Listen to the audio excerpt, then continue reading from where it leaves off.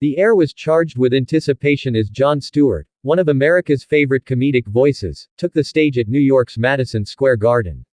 Known for his sharp wit and pointed social commentary, Stewart had drawn in thousands with the promise of a powerful speech. But as he delivered his remarks, something unexpected happened, a statement that seemed to cross the line, triggering an immediate wave of controversy. The crowd buzzed with mixed reactions, and within minutes, social media was ablaze.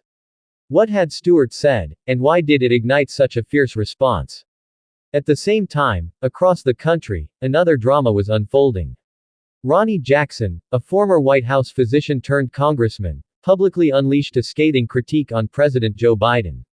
Jackson, who rarely minces words, slammed what he called Biden's latest garbage gaffe, accusing the president of damaging credibility on a sensitive issue. With both Stewart's and Jackson's comments lighting up headlines, the political landscape felt more volatile than ever. As tensions rose, viewers were left wondering, what exactly did Stewart say to spark such outrage? And what does Jackson's critique mean for Biden's standing? As news outlets raced to cover Stewart's speech, details began to emerge. Witnesses reported that his remarks had tackled a range of hot-button topics, including divisive national issues and government accountability. But there was one statement in particular, something Stewart mentioned about the current administration's handling of a specific issue, that seemed to provoke a visceral reaction from both supporters and critics. What was it about Stewart's phrasing or tone that had set people off? It wasn't just the content, but also the timing and intensity of his words. Could he have anticipated the backlash, or was this a calculated risk? While the firestorm around Stewart continued to escalate, Ronny Jackson doubled down on his criticism of Biden.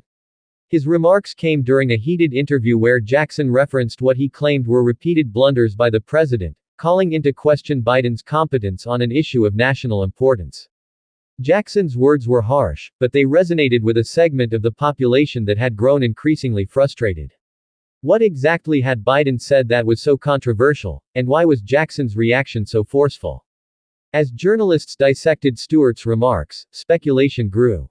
Some suggested that Stewart, who had often championed social justice causes, might have deliberately used his platform to stir debate on a contentious policy.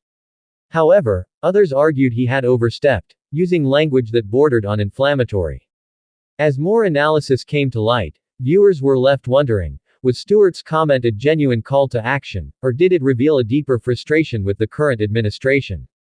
Meanwhile, Jackson's critique continued to gain traction. Biden's alleged gaffe, which Jackson labeled as garbage, was a statement made during an international discussion.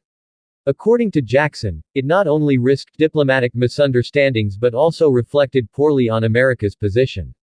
Supporters of Biden quickly dismissed Jackson's words as partisan grandstanding, but his harsh critique raised a more uncomfortable question. Could this gaffe truly impact Biden's reputation on the global stage? As the outrage around Stewart's comments reached a fever pitch, the public began to take sides. Some praised Stewart for his courage, arguing that he had used his celebrity to call out what he saw as hypocrisy. Others claimed he had gone too far, potentially alienating parts of his audience. Would Stewart address the controversy head-on, or would he let his words speak for themselves? At the same time, Jackson's remarks against Biden had touched a nerve.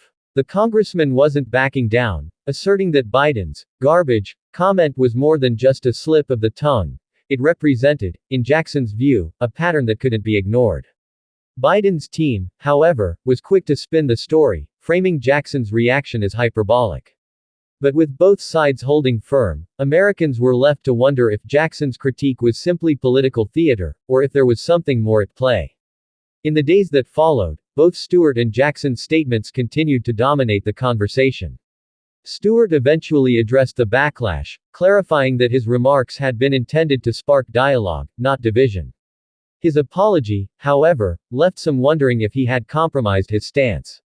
And as for Jackson, attack on Biden remained a rallying cry for his supporters, a stark warning to those who questioned the president's capability. In an era when words carry more weight than ever, where is the line between provocative speech and genuine outrage?